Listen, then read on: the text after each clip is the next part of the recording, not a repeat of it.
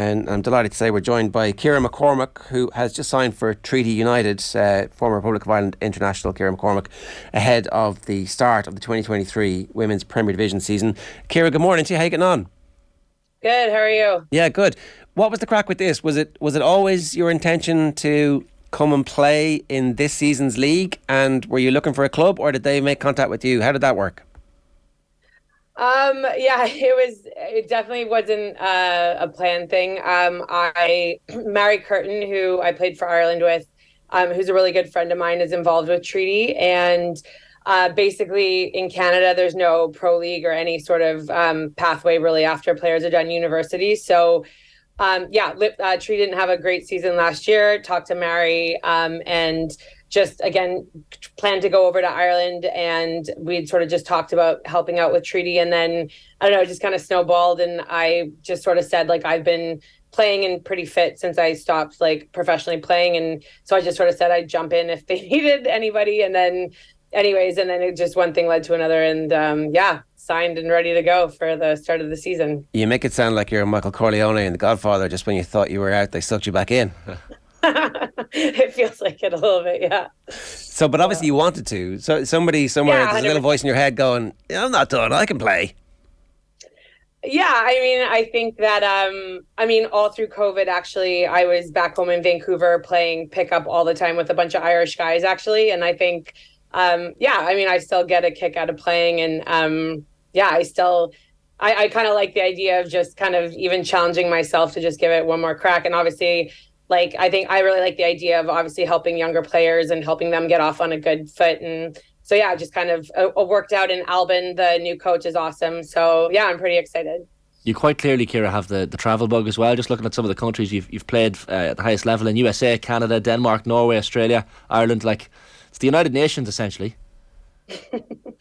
Yeah, it's. I mean, I never in a million years would have guessed I would have gone all those places. But yeah, I was very lucky. I had a really great career. And I think you learn something every place you go, and every country's different. And I definitely was very lucky with the places I've gotten to go and the things I've gotten to see.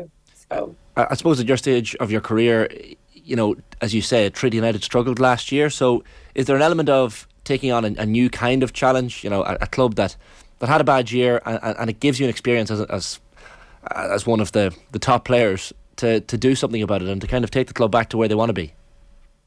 Yeah, I mean, to be honest, like, obviously I was really lucky to get a chance. I'm Canadian, obviously. Whenever people comes out that I played for Ireland, people are always a little confused that I lack an accent or whatever. But I've always, my two biggest passions are helping. Like, I really do want to be a part of growing the game in Ireland, obviously giving back to the opportunity I got. And then obviously with Canadian girls, like, helping them as well. And so it kind of, it's like a nice merge. And then I think also I'm always someone that, like, as a player, even was a bit of an underdog. And I like situations coming in.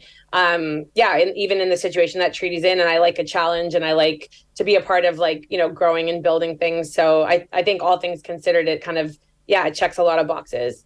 Do you want to be a coach? Is that also part of your future? I enjoy coaching for sure. I did my UEFA B actually in Ireland. Like 10 years ago now. I think coaching is something I enjoy. Is it like something that I want to make a prime focus in my life? I'm not sure. I've sort of done a lot of different things since I retired. So I'm kind of, to be honest, it's kind of like the first time that I'm like heavily dipping my foot back into the soccer scene, so to speak. So I'll just sort of see how it goes, and it definitely could be something in the future. But yeah, it's definitely not something that I'm like set on doing either. It's amazing how the game has moved on as well, and there seem to be a lot more female coaches getting involved. Like, I was reading as well, even when you did that UEFA B licence, Ciara, in Dublin, what was it, 40 odd people doing the course, and you were the only woman on the course? Yeah. Yeah, I was. And to be honest, it was an incredible experience, but I'll never forget, like, I was really busy at the time. And the night before I got on the flight, I like checked through the email list, and like, as I got to like the third line, started almost getting a panic, like not seeing any female names. And then like rocking into, I can't even remember I think Bewley's or one of the hotels by the airport, and like just walking into a lobby full of men and, whatever, being the only female there. yeah, it's it's the game and coaching, all of it's changed so much in the last 10 years. But yeah, to be honest, it was actually a really, really positive, awesome experience. I met a lot of amazing people that have gone on to do tons of great things. And yeah, it was really, I actually, funny story, I didn't really follow the men's premiership at the time. And I guess I didn't know, but Mile Jedinak, who I think was Australia's captain, was in the course, and I had no idea who he was. And yeah, that night, after the first night, the guys were all excited that there was premiership guys in the course. And anyways, I played with Mile that day and like thought he was pretty good. Anyways, and everyone got a pretty good kick out of the fact that like, yeah, when I said, oh yeah, like I played with Mile today, I thought he was pretty good. And they're like, here, he's the captain of Australia and Crystal Palace. Like, I think he's a little more than pretty good. But anyways, yeah, so it was a really cool experience to get to just mix in with like guys that were super supportive, and obviously a lot of amazing players there too. Is that how you ended up in Oz? The Jedinak influence? To be honest, that like kind of being around those guys, I was kind of at the tail end and a bit burnt out at that point with soccer, and it actually really was like a big shot in the arm for me. And actually I did go on and play in Australia. It was kind of a fluke that it ended up that like, Mile Jedinak was at the course, and then that's the country I went to right after. But yeah, no, just being around like those players and just seeing how well they did things, and like, I don't know, it was kind of the same thing where I'm like, I think I've got a little bit of like juice left in the tank and I'm going to go for it. So yeah. Your story is quite inspiring, I think is a word to use, Ciara, because when you read about kids who, I think about someone like Peter Canavan in Irish Gaelic football, who was told he was too small and would never make it in the game. Even from your perspective, like, not getting picked for teams as a youngster, and I know you got the scholarship to Yale, but even when you get the scholarship, not getting picked for games with Yale University, and yet you never gave up. There's a lesson in that I think.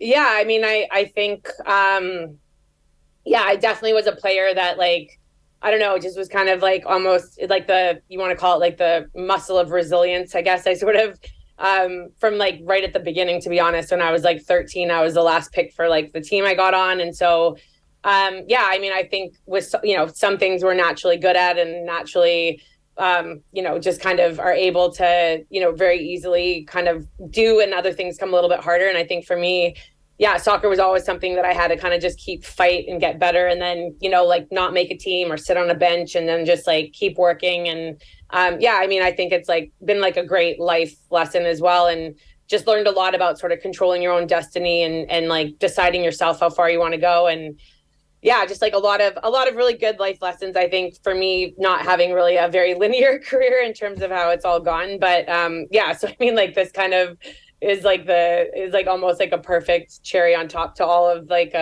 not a very conventional career the whole way through, I think it's fair to say.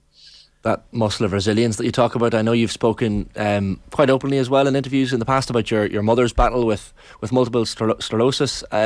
I mean, the muscle of resilience, you must have taken so many lessons and continue to take lessons from someone like that, such a huge part of your life, and someone who's shown so much fight.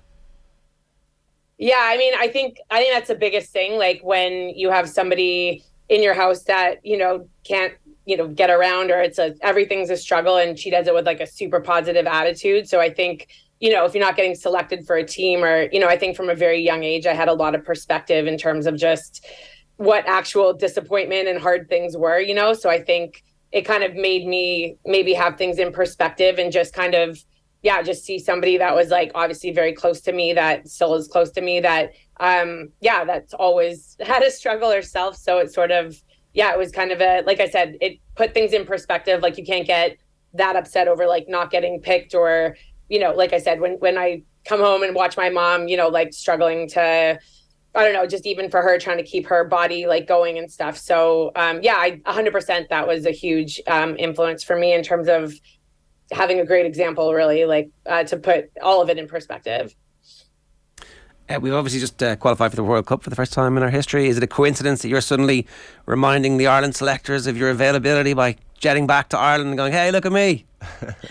No, I mean, that's definitely, I mean, it's an amazing accomplishment, and I think it's incredible that I think it's unbelievable that they made it. And I mean, I just, even to see all the, like how they stood up 5 years ago or whenever it was with the whole thing with the, I was definitely changed in the toilets into my Ireland tracksuit. So I just think it's an amazing accomplishment. The young players that they have are incredible. Vera's obviously done an amazing job with the team, but no, I'd say it's purely coincidental from like a timing perspective for sure. We've got Canada in the group as well. How are we going to get on against them? I mean, they're a very talented team for sure, and there's a lot of really young, exciting players. But I just think that, the fact that Ireland's beaten some very, legitimate teams over the last 18 months, and I think they're the kind of team with the kind of, just ability that I wouldn't put it past them to pull an upset like they're capable of it. So it'll be a fun group. Obviously, also with Australia in the group, like I'm familiar with them probably more than other teams as well. So I'm actually probably going to be in Australia. I'm going to speaking at a conference there while it's going on, so I'm hoping to catch some games. That is a good coincidence of timing for sure. We get criticised sometimes in this show for getting overly excited about young talent coming through, but it feels like legitimately this is a good Ireland team that we should be getting excited about, that's just qualified for a World Cup and that has the nucleus of a good squad of players. I'm not quite sure whether or not the talent coming through in the next generations, if we're ready to build on it, and I hope we are. But are we right to get carried away? It's a World Cup year, Ireland are going. We've got a little bit of a chance of pulling off some upsets. We should be getting carried away, right?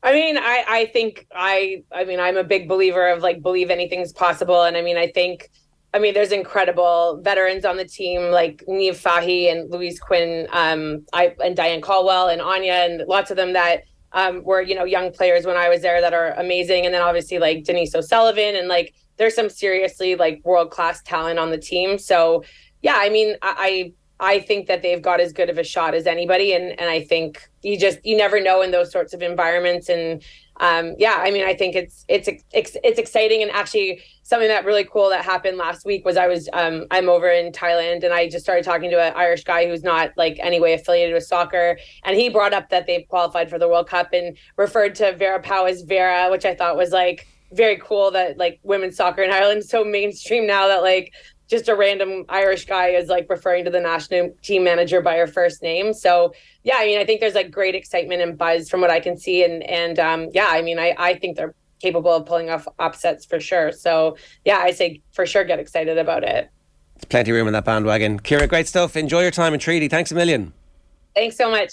It's Ger McCormack there, who has signed for Treaty United in the National League.